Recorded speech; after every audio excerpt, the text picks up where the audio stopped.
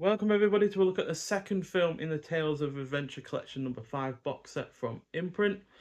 So it is 1957's The Night the World Exploded. So this is directed by Fred F. Sears, who also did the really rather fantastic film noir Chicago Syndicate, as well as Earth vs. the Flying Saucers, which is a really rather good sci-fi film, principally because of Ray Harryhausen's effects on that film, as well as a decent werewolf and the film that this was released alongside as The Giant Claw. So this is a science fiction disaster film, clocking in a mere 64 minutes long. Stars William Leslie, who was in the lineup in Queen Bee, as well as Catherine Grant, who was in The Seventh Voyage of Sinbad, and The Brothers Rico, which is another really rather fantastic film noir. So with his assistant, Laura Hutchinson, Dr. David Conway develops a device to advance the fledgling science of earthquake prediction. After forecasting a large tremor that will rock California within 24 hours, Conway cannot persuade the governor to act. When the prediction proves true and further tests indicate that there are more quakes to come, Conway and Laura seek to perfect their device. Subsequent tests deep within Carlsbad Caverns discover an unknown element 112, that is responsible for the earthquakes and threatens to destroy the globe if it ever reaches the surface. So the team determines that with only 4 weeks until Armageddon, the race is on to neutralize the killer element before it takes a devastating toll. So, like I said, this was released as a double bill with The Giant Claw, which was also, like I said, directed by Fred F. Sears, which should give you some idea of what this effort has in store, as that film is notoriously cheesy, quite camp in areas, really rather quite low budget, and in no way anywhere as good as its contemporaries. Now, this isn't as cheesy or as campy as that film. It's a lot more serious in terms of its tone. Um, but that means that this is also a little bit less fun.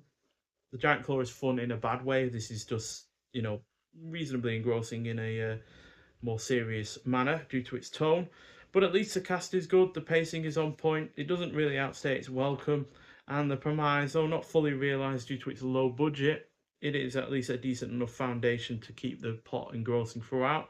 But that said, my tolerance for these lower budget science fiction films has grown considerably to the point where I am able to enjoy this despite its evident flaws. And I certainly have enjoyed this upon second viewing than I did on my first. So it gets 3 out of 5, same as the previous film, The 27th Day. Um, but at least this isn't wholly lying about its title or well, I say title. 27th Day was true in its title, as I mean more in terms of its poster, because there is a volcano that sprouts out of nowhere, and there is some explosions and some disaster as are shown. A lot of it is stock footage though.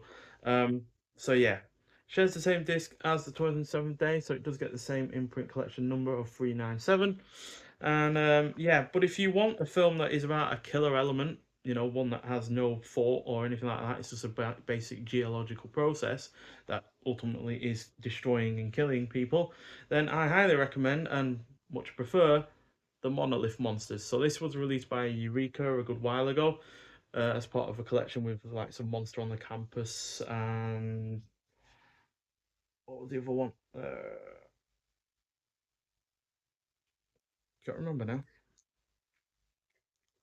Uh, Man-made monster. But yeah, Monolith Monsters is easily my favourite of those three that was in this collection, and it's much better executed than The Night the World Exploded, because this is also about a geological element that is growing and destroying and doing all sorts of disastrous elements. But the production quality is a lot better.